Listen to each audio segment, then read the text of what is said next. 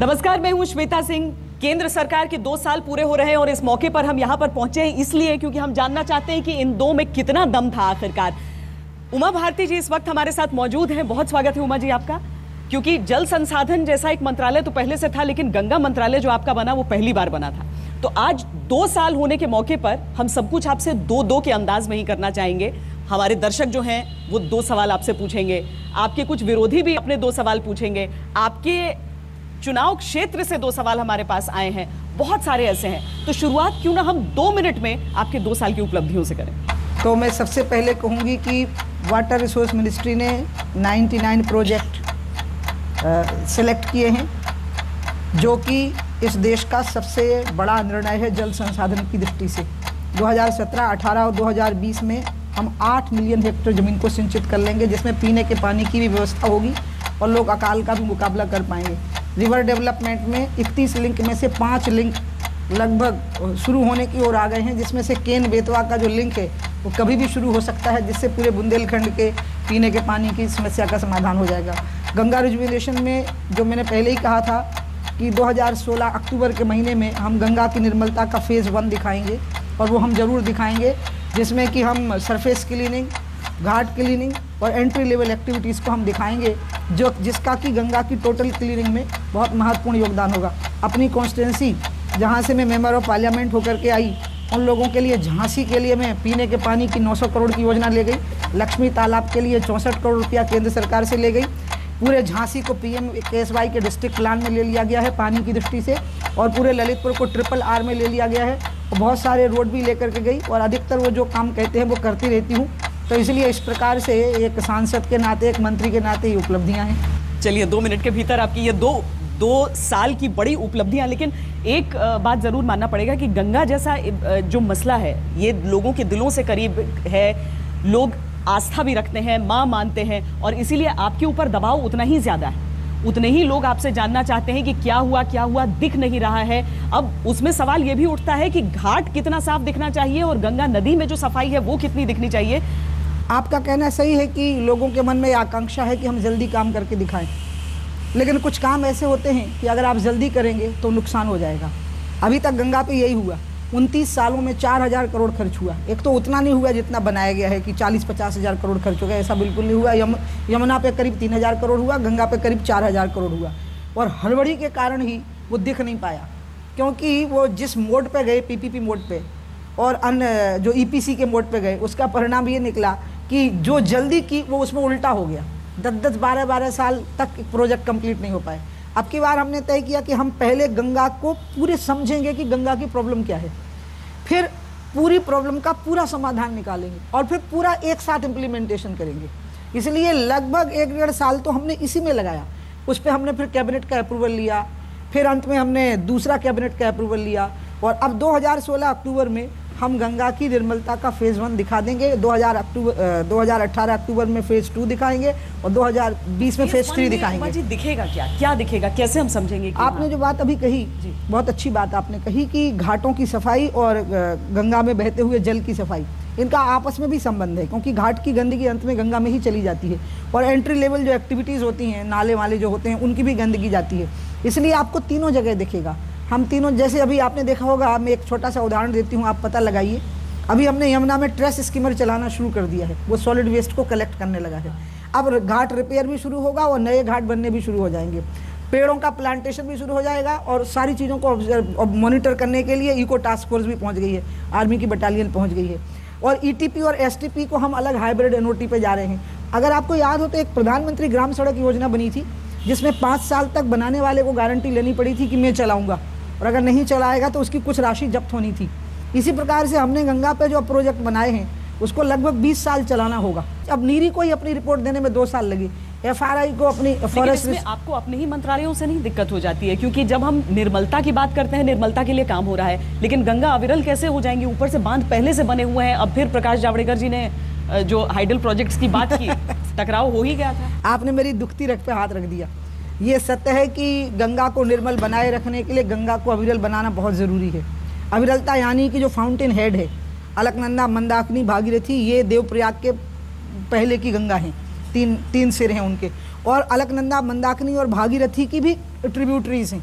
वो ट्रिब्यूटरीज निर्बाध गति से इन 3 ट्रिब्यूटरीज में आना चाहिए और ये 3 ट्रिब्यूटरीज का पानी निर्बाध गति से देवप्रयाग के बाद की गंगा में आना चाहिए। ये बिल्कुल सत्य है। ये अलग बात है कि वहाँ पानी की मात्रा ज़्यादा नहीं है, लेकिन जो गंगा की अपनी एक्सक्लूसिव प्रॉपर्टी है, जिसके बारे में मुगलों ने माना, अंग्रेज़ों ने माना, वैज्ञानिकों ने माना कि गंगा में एक यूनिकनेस है, इसकी अपनी एक्सक्लूसिव प्रॉपर्टी है जो दुनिया की किसी नदी में नहीं है। वो प्रॉपर्टी अलकनंदा, मंदाकिनी और भागीरथी से मिलके आती है, इसलिए उसको नहीं रोका जा सकता। और पर्यावरण मंत्रालय ने इस बात को स्वीकार किया है और हमारा एफिडेविट भी उन्होंने इस पर मांगा है। हम अपना विचार कोर्ट को देने वाले हैं। और कोर्ट का जो रुख था कि ऐसे तो 200 साल तक नहीं साफ हो सकती है गंगा। अब कोर्ट को तो हम कुछ कह नहीं सकते हैं, क्योंकि हम लोग कोर्ट को तो मानते हैं कि वो परमात्मा की देहरी है, इसलिए उनके रिमार्क्स हम पे नहीं थे, क्योंकि जब उन्होंने ये रिमार्क किया तो हमारी तो योजना ही शुरू नहीं हुई थी। उस संसदीय समिति के रिमार्क्स कैसे लेंगे आप, जिसके अध्यक्ष मुरली मनोहर जोशी? हाँ, आप ठीक कह रही हैं। मैं मुरली मनोहर जोशी जी को जब मिलने गई और जब मैंने उनको कहा कि हम तो ऐसे ऐसे कर रहे हैं, तो उन्होंने मेरे को कहा खुश रहो, ये तो बहुत अच्छा है, शतायु भव, तुम 100 वर्ष की होकर के जियो, आशीर्वाद दिया। मैं ऑन रिकॉर्ड बोल रही हूँ, जोशी जी ने दिया मुझे आशीर्वाद। जब लेकिन बाद में उन्होंने कहा है कि जो काम हो रहा है वो ठीक नहीं हो रहा है। नहीं, बाद में नहीं, उसके बाद मिली मैं उनको समझ बताने के लिए। अच्छा, उसके बाद आप मिली उनसे। चलिए, क्यों नहीं हम कुछ सवाल लेते हैं, क्योंकि साधु संत हैं, पूरा जो समुदाय है वो बहुत चिंतित रहता है गंगा की सफाई को लेकर। तो हमने कोशिश की है कि अलग अलग इलाकों से हम चंद सवाल इस तरह से उठाएं और उसी में से हम पहला सवाल आपको सुनाना चाहेंगे।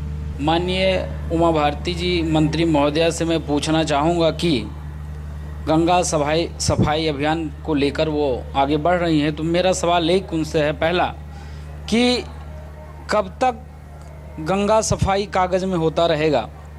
उनकी इच्छा शक्ति सफाई की तो है, लेकिन कागज़ से हटकर ज़मीन पर उतरकर दृढ़ इच्छा शक्ति के द्वारा उनको लगना पड़ेगा, तभी गंगा सफाई हो सकती है। अन्यथा ये चिल्लाने से और कहने से रोज़ रोज़ की गंगा सफाई के दूसरा चरण ये अभियान स्टार्ट करने वाला हूँ, चाहे ये अभियान चलने वाला है, इससे काम चलने वाला नहीं है। अगर वो मेरे बोलने को चिल्लाना कह रहे हैं तो वो जवाब देने लायक नहीं है फिर। लेकिन मैं हाँ, राजू दास को इतना ज़रूर कहूँगी कि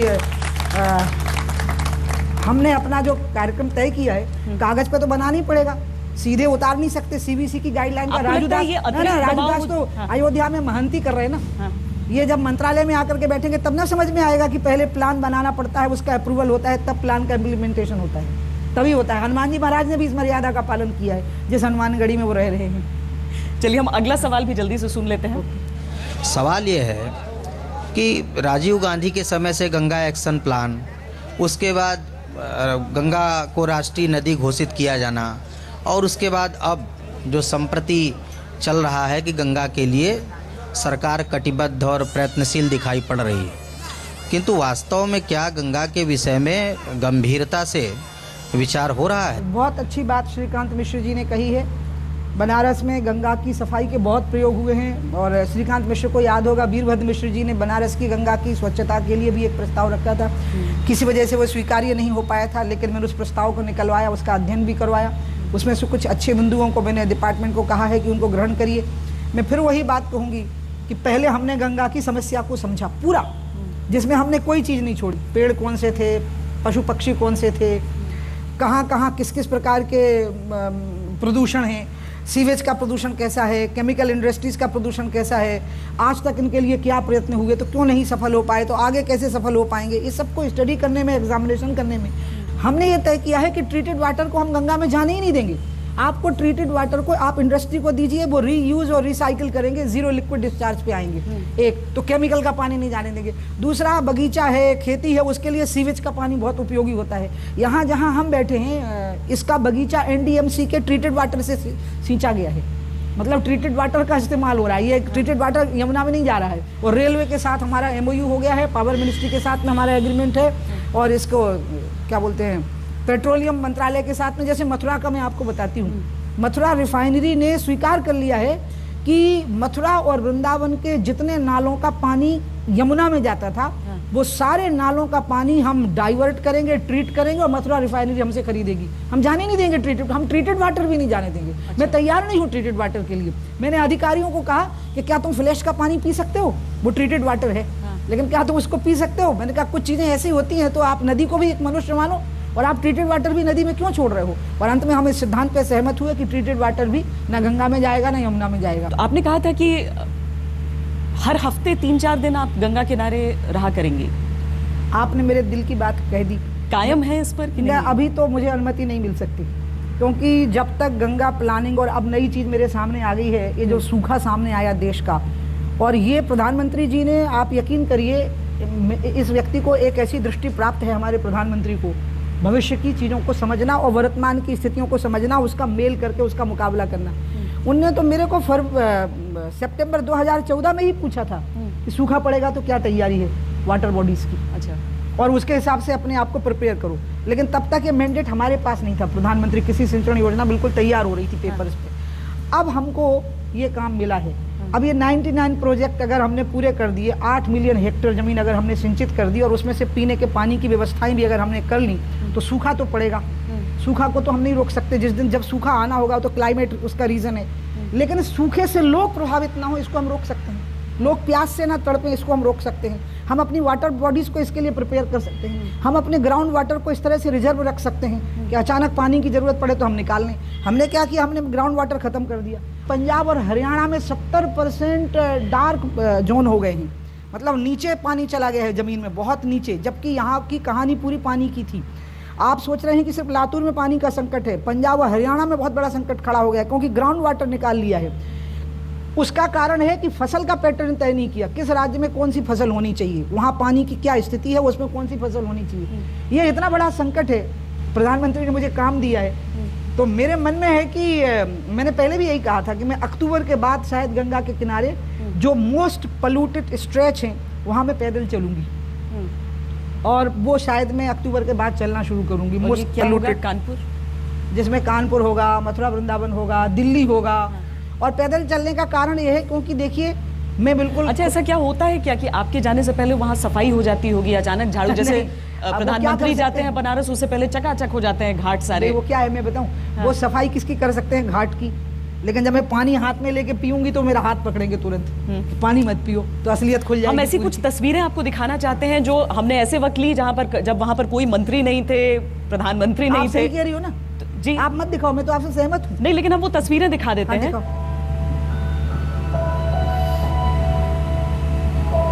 कभी अथाह होता था, एक छोर से दूसरे छोर पटना की गंगा, पाटलिपुत्र की गंगा दिखती नहीं थी। ये देखिए, ये पूरा,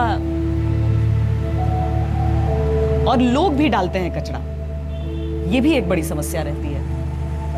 हम अब इस पे मैं कुछ बोल दूं? हम एक एक करके हम सारे छोटे छोटे क्लिप्स आपको दिखाएंगे। ये पटना की तस्वीरें हमने देखी हैं, 3 पड़ाव की तस्वीरें हम देख रहे हैं इस वक्त। ये कानपुर तो खैर अब तो जग जाहिर है कि कानपुर में किस तरह का प्रदूषण है।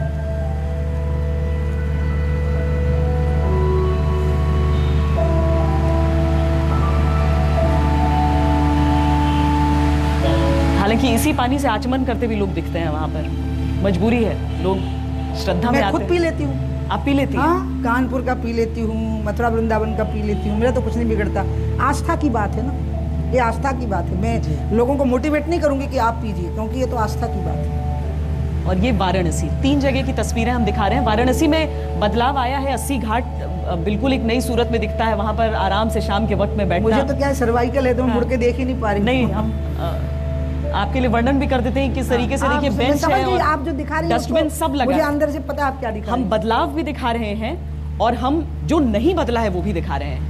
मैं आपको ये कहना चाहती हूँ कि प्रधानमंत्री ने हमको 20,000 करोड़ का अलॉटमेंट किया पिछले साल 13 मई को, जब हमने पूरा प्लान उनके सामने गंगा का रखा। उस 20,000 करोड़ के हमने ब्रेकअप किए कि पुरानी लाइबिलिटीज़ का कंडीशनल असेसमेंट चल रहा है कि पुरानी लाइबिलिटी जितनी है, मतलब 29 साल के जो 4,000 करोड़ के प्रयास हैं, उनमें से वो कितने हैं जिनको ठीक से ठीक करके, दुरुस्त करके, आगे उसको रिपेयर करके वो यूज़ में लाया जा सकता है। तो उसके लिए 7,000 करोड़ हमने अलग रखे हैं ताकि वो टोटल फंक्शनल हो जाएं। 8,000 करोड़ हमने हाइब्रिड एन्युटी के लिए बिल्कुल नए प्रकार के मॉडल के लिए रखे। 6,000 करोड़ हमने अन्य एक्टिविटीज़ के लिए रखे हैं। ये 20,000 करोड़ को मैं ठीक से अंकुरित होते देखना चाहती हूँ। पहले गंगा, यमुना, रामगंगा, काली, ये जो ट्रिब्यूटरीज हैं, एक बार इनका अंकुर लग गया, फिर मैं आपको बताऊँ, मैं अनाउंस कर सकती हूँ, क्योंकि आज तक एक महत्वपूर्ण चैनल है, कि गंगा को बचाना सरकार का काम है ही नहीं। सरकार की औकात ही नहीं है गंगा को बचाने की। ये तो जनता का काम है, वो गंगा को बचाएगी, वो जागरूकता उसके अंदर आएगी। और इसलिए पहले हम अपने द्वारा किए गए प्रयासों को हम ठीक से उसकी लेयर बिछा दें, फिर मैं जनता के बीच जाऊंगी, लोगों को हाथ जोड़ूंगी, उनको निवेदन करूंगी कि जो गंदगी सरकारी व्यवस्था से हो रही है उसको हम रोके देते हैं, लेकिन जो गंदगी जनता के कारण हो रही है वो तो जनता को स्वयं रोकनी होगी।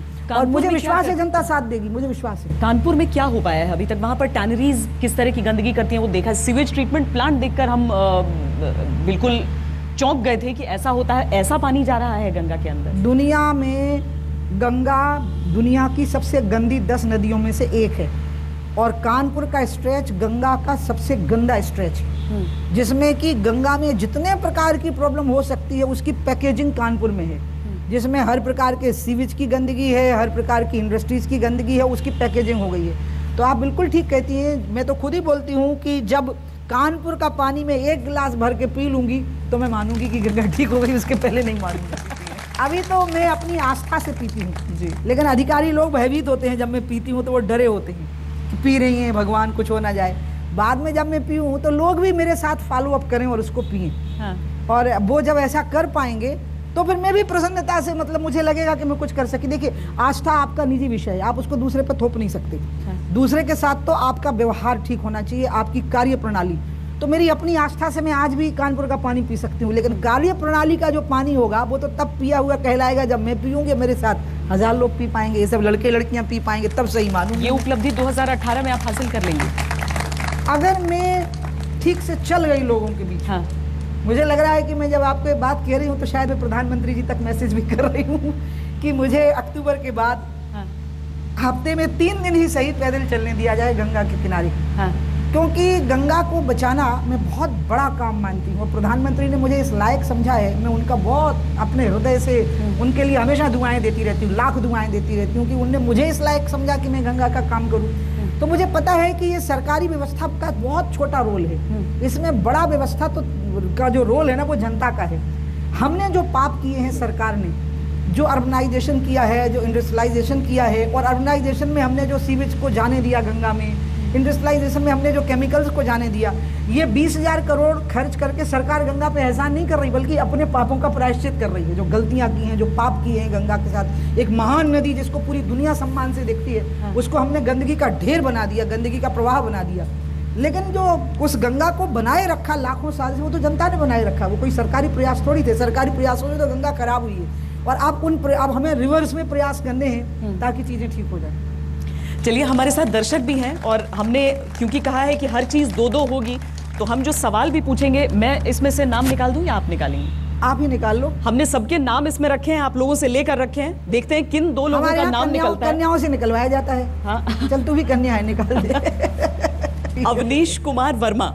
मैम, मैं ये जानना चाहूँगा, जैसा कि आपने बताया है कल कारखानों से निकलने वाला जो अवशिष्ट जल है उसके रोकने के अनेक प्रयत्न किए हैं, लेकिन हिंदू समाज में जिस प्रकार से दाह संस्कार अधिकतर जगहों पर मैंने देखा है, कई कई तटों पे होता है, तो उसको रोकने का क्या प्रयत्न है, किस तरह से किया जाएगा? समझ लीजिए, हम लगभग गंगा, यमुना और गंगा की 2 ट्रिब्यूटरीज अभी हमने ली हैं, काली और रामगंगा, क्योंकि sugarcane, wine, pulp, paper industries का बहुत बड़ा केमिकल था जो वो लेके आ रही थी ये दोनों। मैं आपको बता रही हूँ, हम 1000 क्रेमेटोरियम बनाने वाले हैं लगभग इनके किनारे पर, जिसमें कि हम दोनों तरह के विकल्प देंगे, लकड़ी का भी और इलेक्ट्रॉनिक क्रेमेटोरियम का भी, क्योंकि हम लोगों की आस्था से खिलवाड़ नहीं होने देंगे। अगर कोई लकड़ी का विकल्प चुनेगा तो कम लकड़ी में पूरा शव कैसे जल जाए इसकी व्यवस्था रहेगी, और अगर कोई कहेगा कि नहीं हमको वो इलेक्ट्रॉनिक क्रेमेटोरियम का विकल्प चुनना है तो हम वो भी देंगे, बैठने की छाया भी होगी। एक छोटा सा सवाल है आपसे कि देश की राजनीति में आखिर गरीब आदमी ही क्यों पिसता है? उसका कहना तो सही है बच्चे का, क्योंकि ये तो सही है कि जो नेता होते हैं वो तो सेंसिटिव होते हैं, चाहे वो किसी भी पार्टी का नेता हो, उसको अपनी कॉन्स्टिट्यूंसी की फ़िक्र होती है, जो चुनाव लड़ता है वो फिक्र करता है। लेकिन सिस्टम इस प्रकार का बन गया है भारत का, और मैं फिर आज तक पे बोलने का लाभ उठाऊंगी, क्योंकि इस लड़के ने जो सवाल किया है वो इस लड़के का सवाल नहीं है, ये भारत की आत्मा का सवाल है। सड़कों के लिए जितना पैसा आता है उसकी पूरी सड़कें क्यों नहीं बनती? पीने के पानी के लिए जितना पैसा आता है उससे पूरे पीने के पानी की व्यवस्था क्यों नहीं होती? ये प्रधानमंत्री नरेंद्र मोदी ने पकड़ा, और जो प्रधानमंत्री आदर्श ग्राम योजना है, मैं बताऊं वो यही है। वो हमको समझाया उन्होंने कि तुम लोग अपने गांव में कोई नई स्कीम ले जाने की कोशिश मत करना, जो स्कीम चल रही है एग्जिस्टिंग स्कीम वो गांव में चली है कि नहीं उसको देखो, और 1 साल में समझ में आ जाएगा कि वो स्कीम अगर पूरी की पूरी खर्च हो गई होती गाँव में तो गांव में और बम्बई के मालाबार रेल में कोई अंतर नजर नहीं आना था। इतना पैसा आ चुका है गांव तक और लोगों तक। उमा जी, आपकी एक खासियत रही है कि आप पार्टी के भीतर भी आपकी नाराजगी किसी से होती थी तो हमेशा उसको जग जाहिर कर देती थी। इस बार आप प्रधानमंत्री नरेंद्र मोदी की इतनी तारीफ कर रही हैं तो डरते डरते ही सही है सवाल मैं पूछूंगी जरूर। आप मुझसे बिल्कुल मत डरो, आप मुझसे दिल खोल के बातें करो, क्योंकि मोदी जी के लिए आप आपकी बहुत राय वेरी इंटेलिजेंट और आपका चैनल बहुत अच्छा है। मैं मोदी जी को इसलिए मानती हूँ क्योंकि मोदी जी का ना कोई भाई है, ना भतीजा है, ना दामाद है, ना बेटा है, ना बहू है। हम सब उनके बच्चे हैं। हम सब जो हम लोग बैठे हैं, हम सब उनके बेटे बेटियां हैं। दूसरा है वो, अभी मैं कैबिनेट से आई, मैंने अभी जो सबसे माफ़ी मांगी, हम सारे मंत्री लोग थक जाएंगे। उनकी ऊर्जा ज्यों की त्यों बनी रहती है, क्योंकि उन्होंने हमको एक बात बताई कि मुझे काम करने में आनंद आता है। हम तो ऐसा पहला व्यक्ति देखा है जो आनंद के लिए अलग टाइम नहीं निकालता है। वो किसी प्रोजेक्ट को कंप्लीट कर देते हैं, उनको आनंद आता है। आज वो जिस प्रकार से देश में भी सुधार ला रहे हैं, आपने बिल्कुल सच कहा है। मेरी तो डिस्कवरी है ये, मैंने मोदी जी को डिस्कवर किया है, और वो भी मंत्री बनने के बाद। आपने देखा होगा मैं उनकी प्रशंसा तब धीरे धीरे मैं उनको कैबिनेट में देखने लगी। आज जो इकोनॉमिस्ट मैगजीन है, उसने इतना अच्छा लिखा है भारत के बारे में। उसने लिखा है कि भारत में अब आर्थिक व्यवस्थाओं में फंडामेंटल सुधार आए हैं, अब सुधार आए हैं। कितने घंटे आपको काम करना पड़ता है दिन में? हाँ? कितने घंटे आपको काम करना पड़ता है? मेरे को क्या है असल में, एक तो हाथ का काम होता है, एक दिमाग का। मेरी हालत है, आप यकीन करना, मैं रात में भी उठूंगी ना 2 मिनट के लिए तो गंगा 99 प्रोजेक्ट, सच्ची बता रही हूँ, वो दिमाग में चलेगा, गंगा और 99 प्रोजेक्ट। अच्छा, हाँ, एकदम चैलेंज सा घुस गया है। बाकी मैं सोती हूँ 7-8 घंटे सोती हूँ। मोदी जी के बराबर तो काम नहीं कर पाती हूँ, जबकि मुझ में उनमें 10 साल का अंतर है, लेकिन उनके बराबर काम हम लोग नहीं कर सकते। वो तो ऊर्जा का अक्षय भंडार है। वो व्यक्ति तय किए कि देश को नंबर 1 का बना के रहेंगे। ये बताइए कि 2 साल हो गए हैं, काम आप अपने बता रही हैं, तमाम मंत्री भी अपना लेखा जोखा दे रहे हैं, लेकिन ये जो विवाद हो रहे हैं उनका क्या? अब आदि गोदरेज ने कह दिया, पहले उद्योगपति हुए जो आगे आए और कहा कि ये जो बीफ बैन हुआ है, जो शराबबंदी होती है, उससे देश की अर्थव्यवस्था पर असर पड़ता है।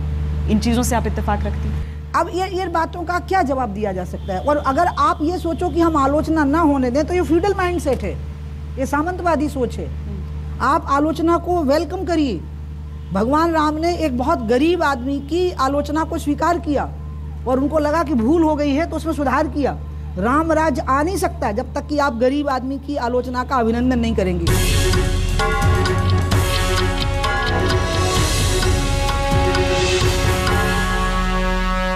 आपका जो ये घर है ये अकबर रोड पर ही है।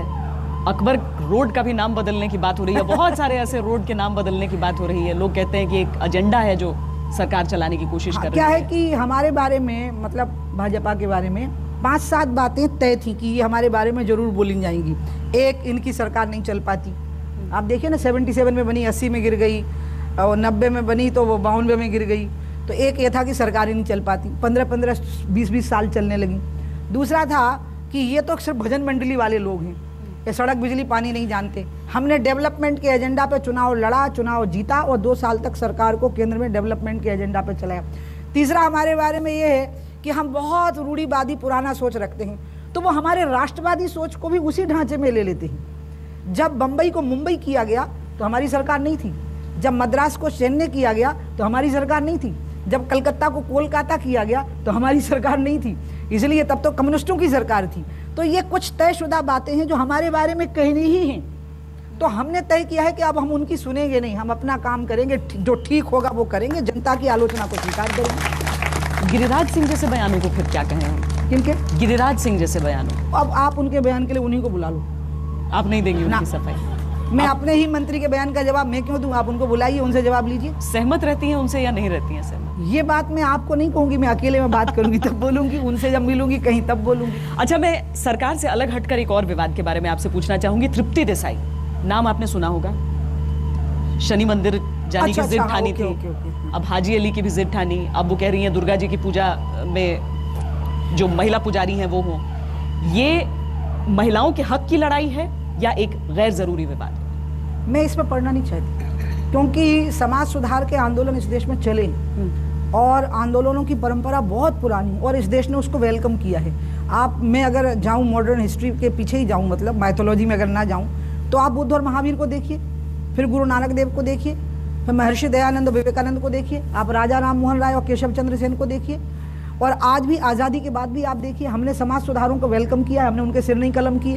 हमने ये नहीं कहा कि तुम बोल नहीं सकते मान्यताओं परंपराओं के खिलाफ। समाज सुधारों के आंदोलन चलते हैं, शास्त्रार्थ होता है, और ये स्वाभाविक परंपराएं हैं, स्वस्थ परंपराएं हैं समाज में, इसको चलने देना चाहिए। बस ये कि मकसद साफ हो कि हम बदलाव चाहते हैं। अगर ये मकसद है तो बहुत अच्छा, अकेला टकराव ही आपका मकसद है तो आपको कुछ हासिल नहीं होगा। मैं इतना ही बोलूँगी, तृप्ति देसाई किस इरादे से कर रही हैं मैं उनको जानती नहीं हूँ, लेकिन ये मैं कहूँगी कि भारतीय परंपरा में कभी भी शास्त्रार्थ को गलत नहीं माना गया, बल्कि वेलकम किया गया। डिबेट को गलत नहीं माना गया, उसको वेलकम किया गया। आदि शंकर ने शास्त्रार्थ के जरिए ही दिग्विजय की थी। हमने कभी तलवार नहीं चलाई, हमने कभी लोगों के सिर कलम नहीं किए, हमने कभी लोगों के धर्म नहीं बदले। हमने कहा आपको हमारी बात अच्छी लगती है तो आप कह दीजिए कि हम अच्छे हैं। तो इसलिए ये परंपरा है, उसी परंपरा में ये भी चलेगा, आगे भी चलेगा। चलिए, आपसे पहले जो जल संसाधन मंत्री रहे, हालांकि गंगा मंत्रालय जैसा हमने कहा कि ये नया मंत्रालय है, लेकिन पवन कुमार बंसल जी ने भी आपसे एक सवाल पूछा है, हम उसे आपको सुनाते हैं। गंगा 2500 से भी ज़्यादा किलोमीटर दूर चल के गौमुख से बे ऑफ बंगाल में पहुंचती है। रास्ते में इस पे जो प्रहार हो रहे हैं, ख़ास तौर पे गंदगी को बीच में डालने के, वो कोई उनका बेहिसाब है।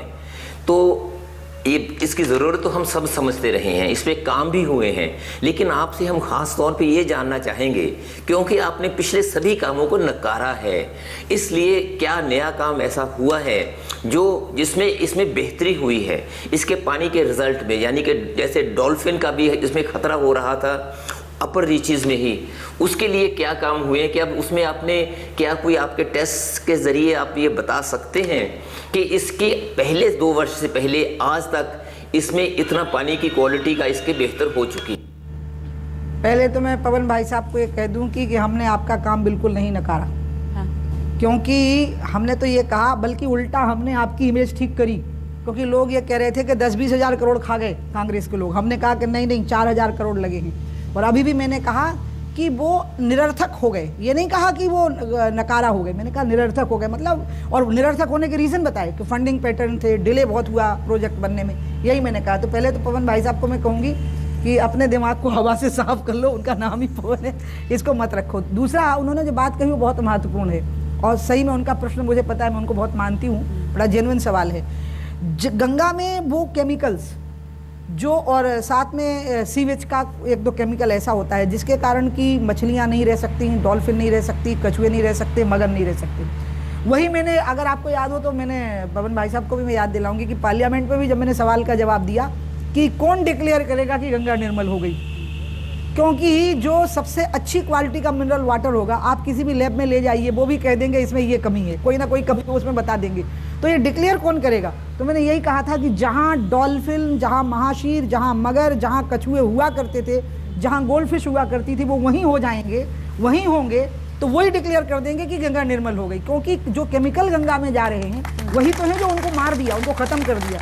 और बिल्कुल ठीक, उन्होंने इतना सुंदर सवाल किया, बड़ा सकारात्मक सवाल किया, सच में किया है। उनने अपने आत्मा से सवाल किया है, मतलब हृदय से सवाल किया, उनके मन में कोई नकारात्मकता नहीं थी। मैं उनको आश्वस्त करती हूँ कि जो केमिकल इंडस्ट्री के केमिकल के गए, या जो तत्व सीवेज के गए जिनने इन जल जंतुओं को नष्ट कर दिया, अगर हमने अपने ईटीपी और एसटीपी ठीक कर दिए, 7,000 करोड़ से पुरानी लाइबिलिटीज़, 8,000 करोड़ से नए इनिशिएटिव, 6,000 करोड़ से और चीज़ों को हमने ठीक कर दिया, तो मुझे यकीन है कि जहाँ जो प्रजाति होनी चाहिए जल जंतु की, वो वहाँ होगी।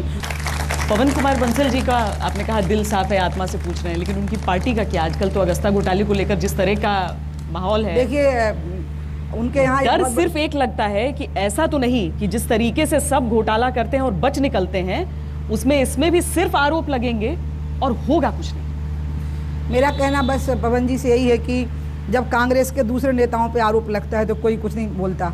इनके कई नेता जेल चले गए, बस इनके यहाँ पर सोनिया जी के खिलाफ कुछ नहीं बोल सकते, राहुल जी के टच मी नोट वाली बात खत्म करनी चाहिए। और ये लोग उतने सेंसिटिव दूसरे नेताओं के लिए नहीं होंगे, ये बात अच्छी नहीं है। अगर इससे कांग्रेस मुक्त हो जाए और सबके साथ में समान रूप से बर्ताव करे, इसका मुझे बड़ा दुख होता है। वो बेचारा, वो आदर्श घोटाले में चौहान की कुर्सी गई, अशोक, वो बैठा होता है पार्लियामेंट में, उसके लिए कोई नहीं बोला।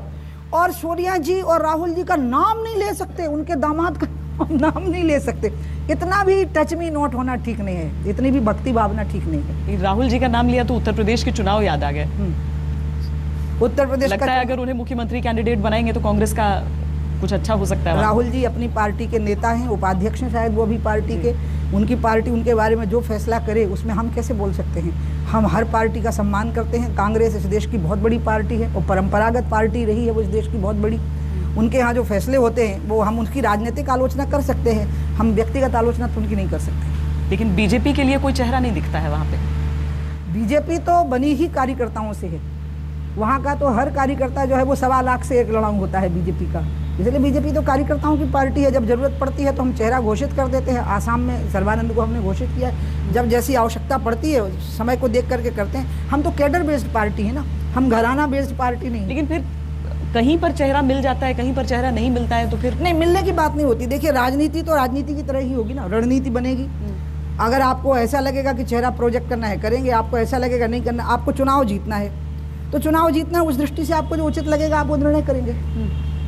कमी है कहीं, ऐसा तो कहीं नहीं। हरियाणा में हमने नहीं डिक्लेयर किया था लेकिन हमारी तो मेजोरिटी आ गई। स्मृति ईरानी जैसे चेहरे हैं उत्तर प्रदेश, हाँ है ना, बहुत अच्छे चेहरे राज्यसभा हैं। में स्मृति आई। ईरानी बहुत योग्य HRD मिनिस्टर है। मुझे बहुत दुख हुआ जब कांग्रेस के लोगों ने जिस तरह से उनको नीचा दिखाने की कोशिश की।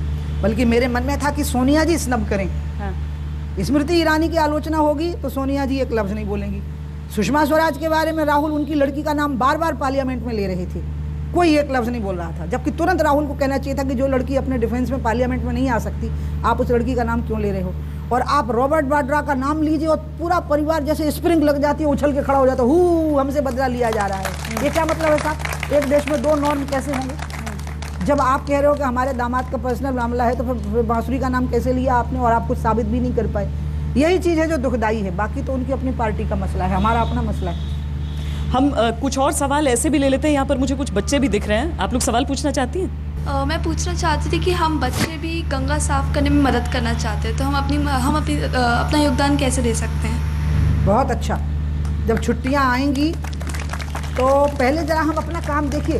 तुलसीदास ने एक बहुत अच्छा चौपाई बोली है रामायण में कि पर उपदेश कुशल बहु तेरे सो आचरण ते नर न घनेरे। दूसरे को उपदेश देना आसान होता है, स्वयं का आचरण करना कठिन होता है। और वो बहुत कम लोग होते हैं जो स्वयं आचरण करें और फिर उपदेश दें। मैं चाहती हूँ कि पहले 20,000 करोड़ की मैं ठीक से बिसात बिछा दूँ अक्टूबर तक, और थोड़े थोड़े उनके अंकुर फूटने लग जाएं, तो फिर तो मैं इन बच्चों की शरण में जाऊंगी ही। इन्हीं से तो काम होना है। मेरा प्रश्न आपसे ये है कि अभी जो आपने यमुना और गंगा जैसी नदियों में ट्रैश स्कीमर जो मशीन चलाई है, तो वो जो भी कचरा इकट्ठा करती है तो वो सब फ्यूल में चेंज होके वही मशीन उसे क्यों नहीं यूज़ कर सकती? वो रियूज़ नहीं हो अच्छा सवाल सकता। किया है और ये प्लानिंग में है, लेकिन अभी तुरंत, क्योंकि इसमें लोकल बॉडीज़ को हमको शामिल करना पड़ेगा। हम अर्बन लोकल बॉडीज़ के सहयोग के बिना ये काम कर नहीं पाएंगे कि उसमें से कौन कौन सी चीज़ हैं जिनको हम वेस्ट को भी हम कन्वर्ट कर सकते हैं किसी ना किसी प्रकार से ऊर्जा में, एनर्जी में। जैसे फूल हैं, अब फूल को भी हम खाद के लिए यूज़ कर सकते हैं। खाली प्लास्टिक, पॉलीथीन और पॉलिएस्टर ये भर ऐसी दुष्ट चीज़ें हैं कि ब्रह्मा जी से वरदान लेके आई हैं कि इनको ये मिटेंगी नहीं आसानी से। चुनाव क्षेत्र में झांसी में भी हम गए, वहां पर 2 लोगों का एक साथ हम सवाल सुन लेते हैं ताकि एक साथ हम जवाब ले सकें। उमा जी से पूछना चाहती हूँ कि जब से वो बुंदेलखंड में जीती हैं, यहाँ से जब से जल संसाधन मंत्री बनी है, तब से उन्होंने बुंदेलखंड की नदियों के लिए क्या कार्य किया है? और उन्होंने जो पहुज नदी की गोद ली थी, क्या वो अवगत है कि उसमें गंदे नाले का पानी जाता है, या उन्होंने कितनी बार वहाँ जाके देखा है कि उसकी स्थिति इस समय क्या है? पूरा बुंदेलखंड चूँकि नदियों से घिरा हुआ है, नदी, नहर, नाले इधर पे बुंदेलखंड की तपोभूमि के एक अंग माने जाते हैं, लेकिन उसके बावजूद भी आज बुंदेलखंड की स्थितियों, नदियों की स्थिति दुर्लभ है, बद से बदतर है। मैंने स्वयं उत्तर प्रदेश के इरिगेशन डिपार्टमेंट को बोला और DM को बोला। वो लड़की जो बहन जो बोल रही थी बिल्कुल सही बोल रही थी। पहुंच नदी बिल्कुल झांसी से लगी बहती है और अभी इतनी भयानक हालत ख़राब है उसकी झांसी के स्ट्रेच पे। मैंने पिछले साल से बोला कि आप प्रपोजल बना दीजिए, आप बताइए कि किस राशि से यहाँ आना, हम अपना हिस्सा दे देंगे। मुझे कहा गया कि इरिगेशन डिपार्टमेंट के लोग इसको बनाएंगे। आज तक उन्होंने बना के नहीं दिया है और अब मैं उसको लगाने ही वाली हूँ। शायद उसको पहल ही कहते हैं ना, जिसमें प्रधानमंत्री जी कुछ खास प्रोजेक्ट को ले लेते हैं। जैसा उस नौजवान ने कहा दिक्कत, मैंने कहा ना प्रधानमंत्री मतलब केंद्रीय मंत्री खुद शिकार हो गया इसका। मेरे 64 करोड़ रुपया भी अटके पड़े। इसी तरह से मैं तो 50 करोड़ से ज़्यादा पहुँच नदी को देने को तैयार बैठी हूँ। दूसरी बात जो दूसरे नौजवान ने कही कि हमने बुंदेलखंड के लिए क्या किया, केन बेतवा लिंक जिसमें 6 लाख हेक्टेयर ज़मीन सिंचित होनी है, ड्रिंकिंग वाटर की फैसिलिटी पहुंचनी है, इजाजत भी आपको मिल गई है? जी, पर्यावरण की क्लियरेंस हो गई है। इसमें दोनों तरफ के बुंदेलखंड को, ये तो मुझे लगता है कि जिस दिन ये पूरा हो गया उस दिन पूरा दोनों तरफ का बुंदेलखंड पानी से लबालब हो जाएगा। हम 2 सवाल और लेने की गुंजाइश रखते हैं यहाँ पर, तो 2 मैं फिर पर्ची से ही करती हूँ, नहीं तो फिर किसके पास कौन सवाल पहुंचे। नीचे से KN श्रीवास्तव। मेरा प्रश्न ये है कि सभी नदियों के प्रदूषण का मुख्य कारण है इंडस्ट्रियल वेस्ट, और उसके लिए कानून में प्रावधान है अभी नहीं बहुत दिनों सालों से कि इंडस्ट्रियल वेस्ट को ट्रीट करके उसके बाद नदियों में डाला जाएगा। तो क्या ये अभी पहले तो इम्प्लीमेंट हुआ नहीं, इसीलिए इतना ज़्यादा प्रदूषण हो गया, क्या अभी ये इम्प्लीमेंट किया जा रहा है 2 साल के अंदर? CPCB जो सेंट्रल प्रदूषण कंट्रोल बोर्ड है, इसी तरह से राज्यों के भी प्रदूषण कंट्रोल बोर्ड होते हैं, और वो इस चीज़ को सुनिश्चित करते हैं कि उद्योगों की गंदगी नदियों में ना जावे, उद्योगों की गंदगी किसी जलाशय को ख़राब ना करे। लेकिन मैंने इनका जो हाल देखा है कि मान लो ये कंप्लेन भी करें तो कोई कार्रवाई नहीं होती, इसलिए अब हमने रास्ता निकाला है। एक तो हमने इंडस्ट्रीज़ को चेतावनी दी है कि उनको डिवाइसेस लगाने पड़ेंगे अपनी इंडस्ट्री के बाहर कि वो हमारे ज़ीरो लिक्विड डिस्चार्ज को मान रहे हैं कि नहीं, यानी कि उनके केमिकल का डिस्चार्ज नदी में हो ही नहीं सकता, वो हमारा ट्रीटेड वाटर लेंगे और उसको रिसाइकिल करेंगे।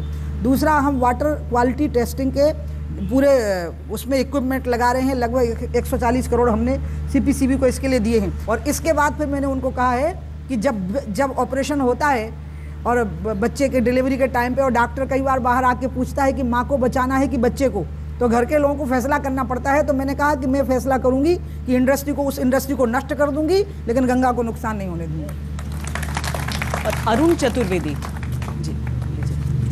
मैम, आपने BJP 1 में भी काम किया और BJP 2 में भी काम कर रही हैं, लेकिन यदि आपको मार्क्स देने की बात कही जाए तो आप किसको बेटर मानती हैं, किसको मार्क्स देंगी आप? मैं तो पार्टी के कार्यकर्ता हूँ, पार्टी के बारे में अगर कोई ऑब्जर्वेशन देना है, बहुत ही डिप्लोमेटिक जवाब है। अच्छा सवाल किया है उसने, इट्स ए इंटेलेक्चुअल क्वेश्चन। लेकिन यह है कि मैं तो पार्टी की कार्यकर्ता हूँ, पार्टी के बारे में हमको ऑब्जर्वेशन करने की पूरी छूट रहती है, हमको पार्टी अध्यक्षों से बात करने की छूट रहती है। हर 3 महीने में हमारी नेशनल एग्जीक्यूटिव की बैठक होती है, हर मंगलवार को हमारी पार्लियामेंट्री पार्टी की बैठक होती है। हम लोग वहाँ पर अपनी पूरी राय रखते हैं, पूरी समीक्षा करते हैं, कहीं रिफॉर्म्स की गुंजाइश होती है तो हम वो भी करते हैं। तो हम कम ज़्यादा यहाँ नहीं मैं बोल सकती हूँ, लेकिन हाँ अगर कोई बात कहनी होती है तो मैं ज़रूर कहती हूँ, नहीं कहती हूँ ऐसा तो है ही नहीं। हाँ, एक ज़रूर मेरी ज़िंदगी में चेंज आया है कि मोदी जी का प्रधानमंत्री बनना, मुझे ऐसे लगा जैसे मैं 1000 साल से इंतज़ार कर रही थी कि वो दिन आए जब हमारी सरकार हो। इलाही वह भी दिन होगा जब अपना राज देखेंगे, जब अपनी ही ज़मीन होगी, अपना ही आसमां होगा, ऐसा मुझे लगा, मैं आपको बताऊं। और मैं ऐसे कभी रोती नहीं हूँ, लेकिन जिस दिन मैंने ये रिजल्ट सुना कि हम 275 का जादुई आंकड़ा पार कर गए, तो अपने आप मेरी आंख से आंसू गिरने लगे थे। और फिर उन्होंने मुझे मंत्री बनाया गंगा का, वो सबसे मैं इतनी नरम हो गई हूँ कि मैं फायर ब्रांड बची नहीं, वाटर ब्रांड हो गई हूँ। अपने 2 साल के कामकाज को कितने नंबर देती हैं खुद आप अपने आप? मैं अपने आप से बहुत संतुष्ट हूँ, नंबर वगैरह मेरे से नहीं होता है, लेकिन मैं अपने आप से बहुत संतुष्ट हूँ, बहुत खुश रहती हूँ। लेकिन हमारे यहाँ शास्त्रों में एक सिद्धांत कहा गया है कि राजा को और ब्राह्मण को कभी संतुष्ट नहीं रहना चाहिए। अगर वो संतुष्ट हो गए तो आगे का काम रुक जाएगा। इसलिए ब्राह्मण को हमेशा ज्ञान प्राप्त करते रहना चाहिए और राजा को हमेशा लोगों की सेवा करते रहना चाहिए।